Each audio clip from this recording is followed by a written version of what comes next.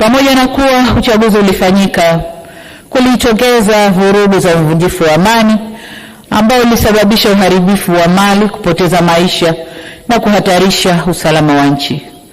Tunapoenda mbele, ni wasihi sana wa Tanzania tuongozwe na dhamira ya maelewano, ushirikishwaji, kujirekebisha na umoja. Kwa wanangu vijana wa taifa hili la Tanzania, niseme kuwa nchi hii imejengwa kwenye misingi ya amani na utulivu wa kisiasa. Sisi wazazi wenu tungeshawishika kufanya mlioyafanya wakati huu, nchi hii isingekuwa na neema na maendeleo mnayoyaona leo.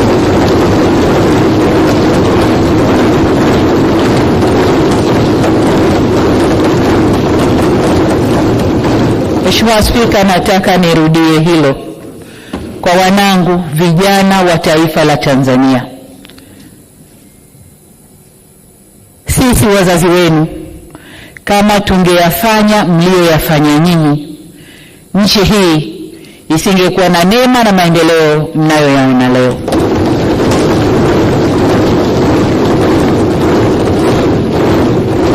Hivyo niwasihi sana wanangu vijana wa Tanzania, nchi hii ni yenu.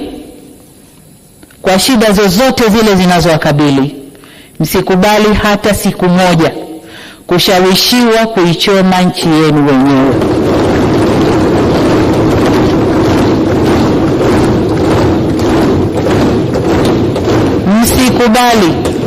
Msikubali kukata tawi la mti ambao mmeukalia.